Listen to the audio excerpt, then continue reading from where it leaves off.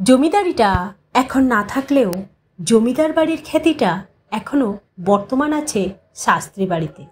বসন্তবাবুকে দেখলেই বোঝা যায় তার গায়ে জমিদার বংশের রক্ত বইছে। তার পোশাক আশাক, আচার ব্যবহার, চালচলনে তা স্পষ্ট। সেই সঙ্গে রয়েছে প্রচুর অর্থ ও জমিজমা, যা দিয়ে তার পরবর্তী 3 পুরুষ হামেশাই বসে খেতে পারে। জমিদারিটা চলে যাওয়ার পর তার দাদামশাই একটা ব্যবসা শুরু করেন। তারপর বাবামশাই সেটা দেখভাল করেন। এখন তার পালা।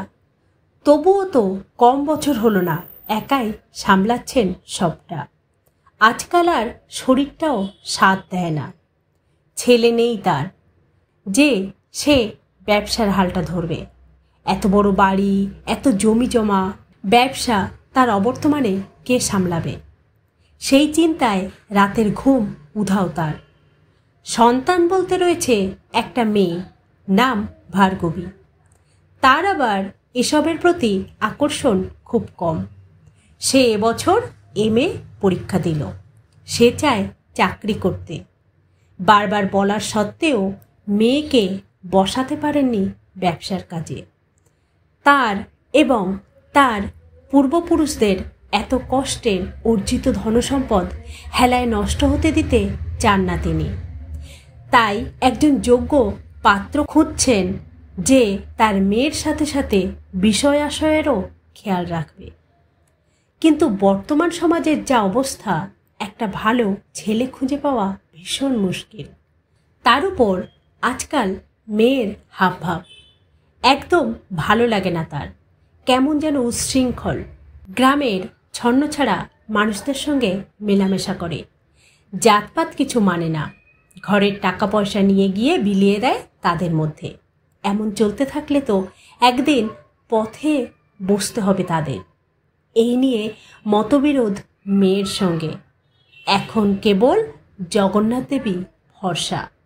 দিনরাত তাকে ডেকে যাচ্ছেন, যাতে করে শেখরের ছেলেটা রাজি হয় বিয়েতে। শেখর তার ছোটবেলাকার বন্ধু, সেই সঙ্গে সে তার ব্যবসার অর্ধেক অংশীদারও। তাদেরও বেশ প্রতিপত্তি রয়েছে। তার ছেলে এখন বিদেশে থাকে, সেখানে পড়াশুনো করছে। শেখরের সঙ্গে এসব নিয়ে কথা হয়ে গেছে। এখন কেবল তার ছেলের দেশে আসার অপেক্ষা। একবার সে বিয়ের জন্য রাজি হয়ে গেলে বাজবে সানাই। সেই সঙ্গে তিনিও একটু স্বস্তি পাবেন। এদিকে আষাঢ় মাস পড়ে গেছে। আষাঢ় মানেই রথ, আর রথ মানে শাস্ত্রী বাড়িতে ধুমধুমার কাণ্ড। দূর দূরান্ত থেকে আসতে শুরু করেছে আত্মীয় স্বজনেরা। মাঝে মধ্যে গ্রামের মান্যগণ্যী মানুষেরা এসে খোঁজ খবর নিয়ে যাচ্ছেন কাজ কত দূর এগোলো জানতে।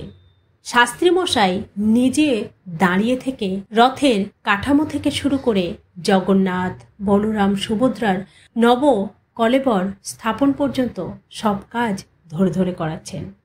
রথ উপলক্ষে বসবে মেলাও, সেদিকটাও দেখতে হয় তাকেই। মেয়ের তো এসবের দিকে নজরই নেই। তার নজর সবসময় অন্যদিকে।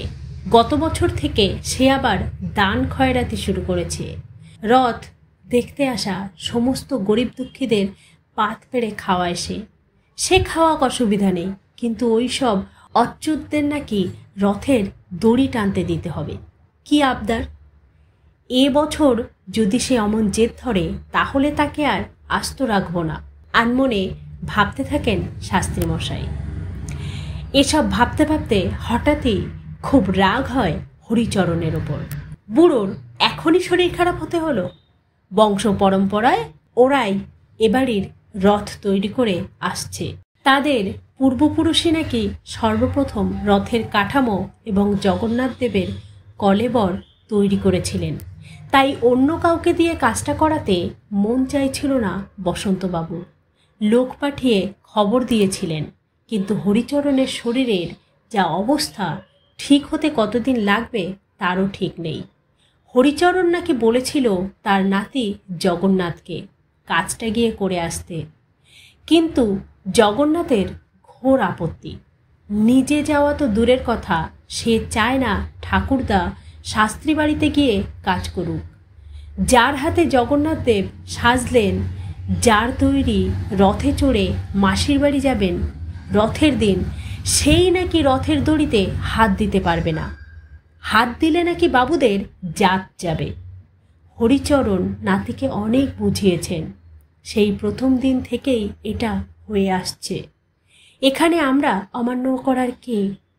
রথের দড়ি নাই বা ছুলাম, রথের চাকা থেকে শুরু করে পুরো রথটাই তো তৈরি আমাদের হাতে। রথের দিন জগন্নাথ দেবের নাই বা দর্শন পেলাম। জগন্নাথ দেব আমাদের দেওয়া চক্ষু দিয়েই তো সমগ্র বিশ্বকে দেখেন। তবুও জগন্নাথ ওসব মানতে রাজি নয়। সে বলে, এখন কে বাছে অত জাতপাত? আর যারা জাতপাতের বড়াই করে থাকুক তারা তাদের জাতপাত নিয়ে। যে জগন্নাথ দেব নিজে এসে স্বপ্নাদেশে বললেন আমাদের দিয়ে ঠাকুরের কাঠামো আর রথ বানাতে, তার ওপর এরা কথা বলে, তেমন হলে জগন্নাথ দেব কি বলতেন ওসব কথা? এবার তোমার জগন্নাথ দেবকে এর একটা বিহিত করতেই হবে, তা না হলে আমি ভাববো তিনি নেই। এই বলে ফিরিয়ে দেয় বসন্তবাবুর পাঠানো লোককে। তার মুখে জগন্নাথের বলা কথাগুলো শুনে মাথায় রক্ত চেপে যায় বসন্তবাবুর। এমনিতেই জগন্নাথের ওপর তার রাগের শেষ নেই।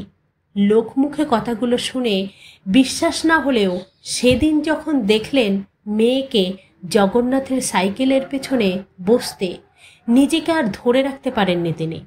নিচু জাতের মানুষকে দান দক্ষিণা দেওয়া পর্যন্ত ঠিক আছে, কিন্তু তাদের সাথে বিয়ের মতো একটা সম্পর্ক মেনে নেওয়া যায় না। ইতিমধ্যে হাজির বন্ধুর ছেলে, সে বাইরে থেকে লোক নিয়ে আসে রথ বানানোর জন্য। রথের কাজ এগোচ্ছে পুরো দমে, তাই দেখে বেশ খুশি শাস্ত্রী মশাই। মনে মনে নিশ্চিন্ত হলেন এই ভেবে একবার রথটা হয়ে গেলেই বিয়ের তোড়জোড় শুরু করবেন। রথের দিন ভোর রাত থেকে তুমুল বর্ষা, গ্রাম প্রায় ভেসে যায়। এবার আর রথ বোধহয় বড় রাস্তা পর্যন্ত নিয়ে যাওয়া যাবে না। মাসির বাড়ি তো দূরের কথা। চিন্তায় মাথায় হাত বসন্তবাবুর। দেখতে দেখতে সকাল। ফোন এলো তার কাছে। সম্পূর্ণ নিঃস্ব তিনি।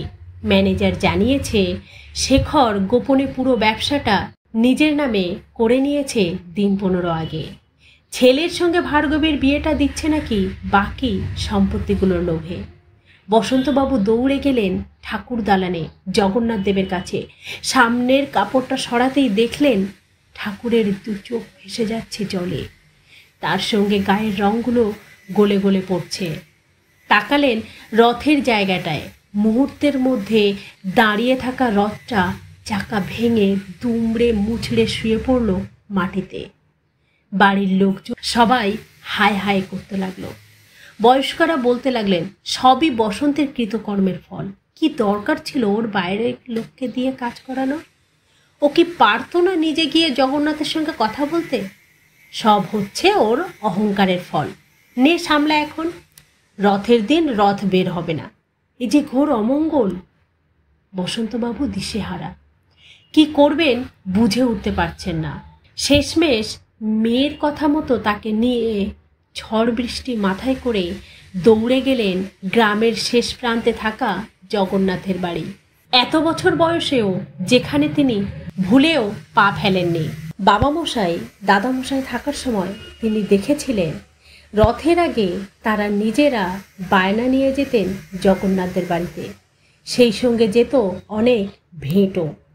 বাবামশাই দাদামশাইরা হাত জোর করে তাদের বলে আসতো। বন্ধুদের মুখ থেকে যখন কথাগুলো শুনতেন তখন খুব খারাপ লাগতো তার। নিচু জাতের কাছে অত নিচু হওয়ার কি আছে? ওরা তো আর এমনি এমনি সব করছে না, তার জন্য পারিশ্রমিক পাচ্ছে যত সব।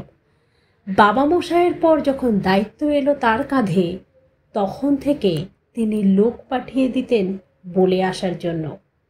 কিন্তু আজ বিধির বিধানের কাছে নত স্বীকার হয়ে তাকে স্বয়ং আসতে হলো জগন্নাথের কাছে। হাত জোর করে তাকে এই সংকটের থেকে মুক্ত করার কথা বললেন। তাই দেখে জগন্নাথ দ্রুত গেল ঠাকুর দালানে জগন্নাথ দেবের কাছে। তাকে প্রণাম জানিয়ে সব ঠিক করে দেওয়ার প্রার্থনা করে শুরু করলো নতুন করে ঠাকুরের রং করা। গ্রামবাসীরা হাতে হাতে সাহায্য করলো রথ মেরামতির কাজে। দুপুর গড়িয়ে বিকেল, ঝড় বৃষ্টি থেমে গিয়ে ঝলমলে পরিষ্কার আকাশ। সাজসজ্জা প্রায় শেষ। জগন্নাথ দেব উঠে গেলেন রথে। সবাই প্রস্তুত রথের দড়ি ধরে। কেবল বাড়ির কর্তা বসন্তবাবুর ছোঁয়াটুকু অপেক্ষা। রথ চলতে শুরু করবে। সবাই অধীর আগ্রহে অপেক্ষা করছে তার জন্য। চলছে খোঁজাখুঁজিও। বাড়িময় তন্ন তন্ন করে খুঁজে পাওয়া গেল না তাকে। সবাই বেশ চিন্তিত। বেশ কিছুক্ষণ পর তাকে দেখা গেল জগন্নাথের সঙ্গে। জগন্নাথের হাত ধরে তিনি ঢুকছেন বাড়ির মধ্যে। তারপর জগন্নাথের হাত আর মেয়ের হাত একসঙ্গে করে তাদের হাতে তুলে দিলেন রথের রশি। রথের চাকা গড়ালো সামনের দিকে। সবাই বলতে লাগলো, জয় জগন্নাথ, জয় জগন্নাথ।